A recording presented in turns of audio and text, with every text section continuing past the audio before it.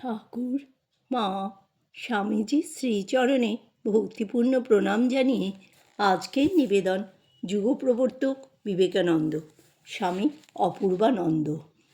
বিবেকানন্দ প্রথমে ভাগলপুর, বৈদ্যনাথ ও কাশী যান। সেই তরুণ ভাস্কর কোথাও আত্মগোপন করতে পারলেন না। সর্বত্রই তিনি ধরা পড়ে গেলেন।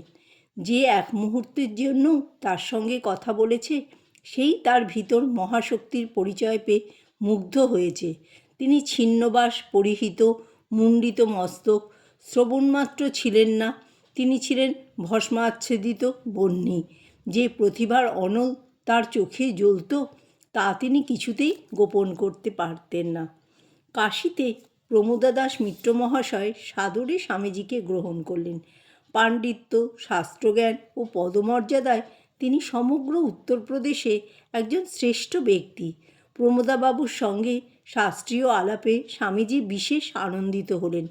অন্তরের শক্তির উত্তেজনায় একদিন একটি কঠোর উক্তি স্বামীজির মুখ থেকে বের হয়েছিল, আমি যাচ্ছি, কিন্তু যতদিন না সমাজের উপর বোমার মতো ফেটে পড়তে পারি, যতদিন সমাজকে অনুগত ভৃত্যের মতো আমায় অনুসরণ করাতে না পারি, ততদিন আমি ফিরব না। এটি স্বামীজির দাম্ভিক উক্তি নয়, তার ভিতর যে ঋষি বাস করতেন তারই কল্যাণবাণী। অযোধ্যা হয়ে গঙ্গাধরের সঙ্গে তিনি চলেছেন হিমালয়ের দিকে, কাঠগোদাম হতে নৈনিতাল ও আলমোড়ার পথে। সঙ্গে একটি পয়সাও নেই। কোথায় আহার, কোথায় রাত্রিবাস, কিছুরই স্থিরতা নেই। দুজনেই চলেছেন অসীমের যাত্রাপথে। 3-4 দিন ভ্রমণের পরে শ্রান্ত দেহে স্বামীজি এক প্রকাণ্ড গাছের নিচে আশ্রয় নিয়েছেন। পাশেই বেগবতী পার্বত্য নদী। নদী জলে স্নান করে বৃক্ষতলে ধ্যানে বসলেন স্বামীজি। গভীর ধ্যানে মগ্ন হয়ে গেলেন। ধ্যানমগ্নের পর বললেন, গঙ্গাধর, আজ এই বৃক্ষমূলে আমার জীবনের একটা অমূল্যক্ষণ উপস্থিত হয়েছিল। তাতে একটা মস্ত সমস্যার সমাধান হয়েছে। আর কিছুই বললেন না তিনি, কিন্তু তার মুখে নেমে এসেছিল স্বর্গীয় আভা, ব্রহ্মানন্দের দীপ্তি। অখণ্ডানন্দ পরে স্বামীজির নোটবই খুলে দেখেছিলেন, তাতে লেখা আছে, আমি আজ ক্ষুদ্র ব্রহ্মাণ্ড ও বিরাট ব্রহ্মাণ্ডের একাত্মতা অনুভব করেছি। বিশ্বের যা কিছু সব এই ক্ষুদ্র দেহ মধ্যে আছে। দেখলাম প্রতি পরমাণুর মধ্যে বিরাট বিশ্বব্রহ্মাণ্ড বিদ্যমান। বিবেকানন্দের জীবনে ও ব্রহ্মজ্ঞানের বিশেষ প্রয়োজন ছিল। সবই ব্রহ্মের প্রকাশ, ঈশ্বরের অংশ।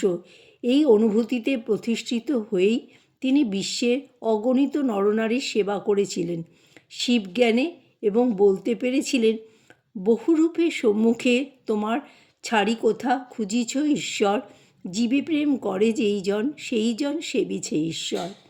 প্রাণী মাত্রেরও সেবাই ঈশ্বরের সেবা।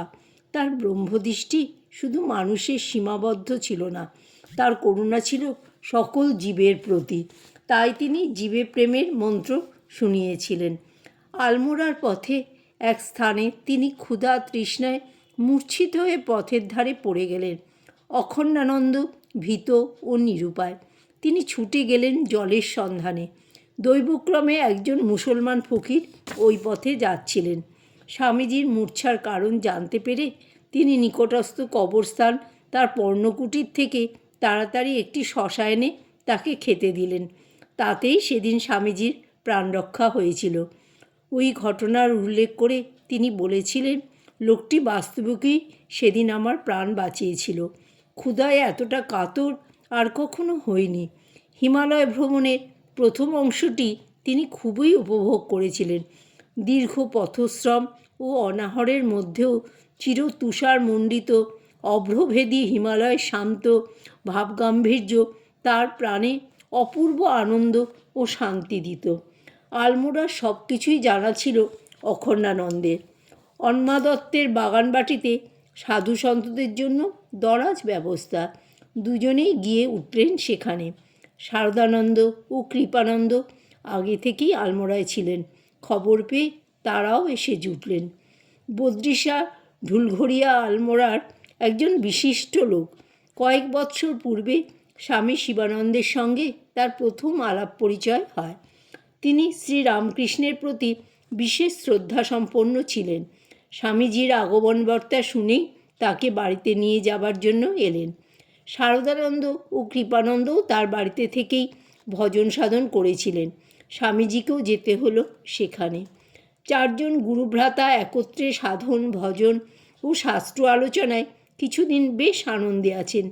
এমন সময় হঠাৎ কলিকাতা থেকে তার যোগে স্বামীজির ছোট বোনের আত্মহত্যার সংবাদ এলো।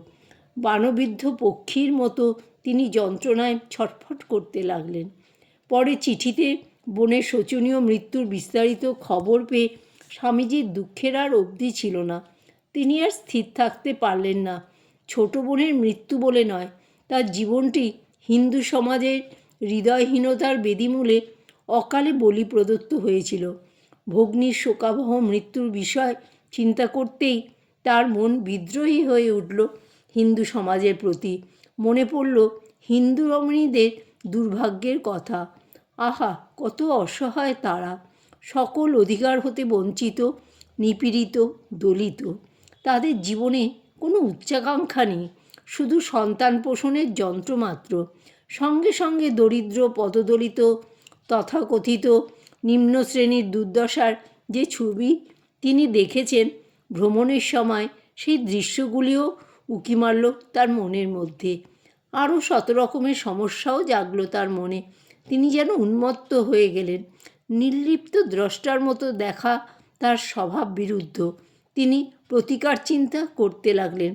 সমাধিস্থ হয়ে থাকার চিন্তাটা যেন সে সময়ের জন্য চাপা পড়ে গেল তার মনের এক নিভৃত কোণে। জয় ঠাকুর, জয় মা, জয় স্বামীজি।